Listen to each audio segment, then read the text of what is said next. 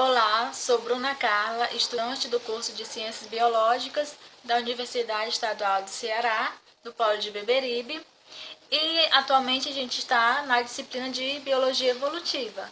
E quando falamos em evolução, existem vários questionamentos a respeito do processo evolutivo.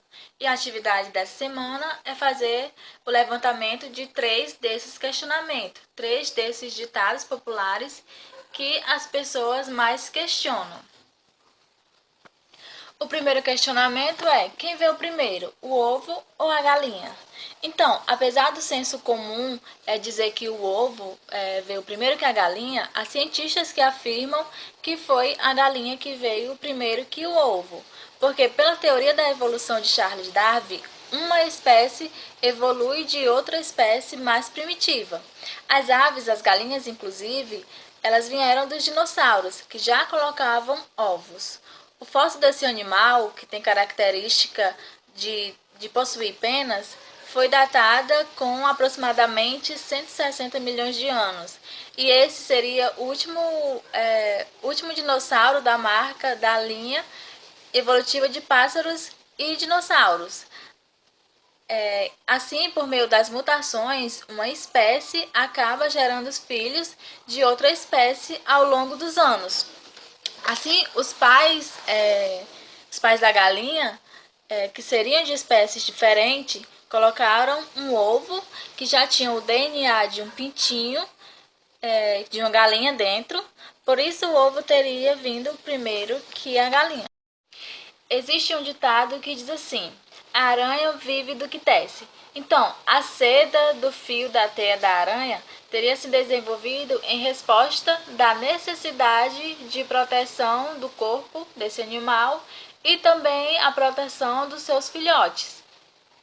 E após a utilização da seda para a proteção e reprodução, tiras de seda devem ter sido estendidas para fora do refúgio, provendo linhas que orientavam as aranhas ao retornarem para os refúgios, como também sinalizavam a presença de presas próximas. Dessa forma, apenas algumas tiras foram construídas para tornar mais eficientes as armadilhas desenvolvidas para parar e capturar as presas. E ao longo do tempo, as aranhas adquiriram algumas adaptações decorrentes da conquista do ambiente terrestre. E a união das adaptações morfofisiológicas com o uso da seda para a captura das presas, as aranhas se tornaram eficientes predadoras, passando assim a alcançar uma imensa diversidade, estando distribuída por praticamente todos os ecossistemas terrestres. Por isso que dizem que a aranha vive do que tece. Outro questionamento que é bastante discutido diz assim: se o homem evoluiu do macaco, por que o macaco não evolui?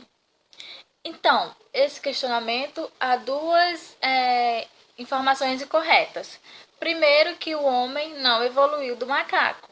Os dois pertencem a diferentes espécies da ordem dos primatas. Por isso que eles possuem características semelhantes, herdadas de um antepassado comum. Um não é descendente do outro. É como se na árvore genealógica, ambos, o macaco e o homem, fossem primos. Só que em um momento do passado, uma das espécies se dispersou para diferentes ambientes, sofreu isolamentos entre suas populações, enfrentou pressões de diferentes ambientes, acumulou modificações sofridas ao longo das gerações e deu origem a diferentes espécies de primatas. Um outro erro é pressupor que os macacos não evoluíram.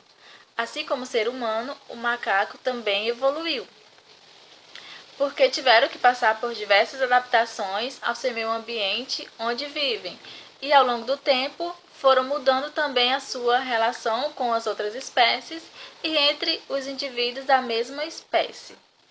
Então, só resumindo, o homem não evoluiu do macaco, os dois evoluíram de um ancestral comum.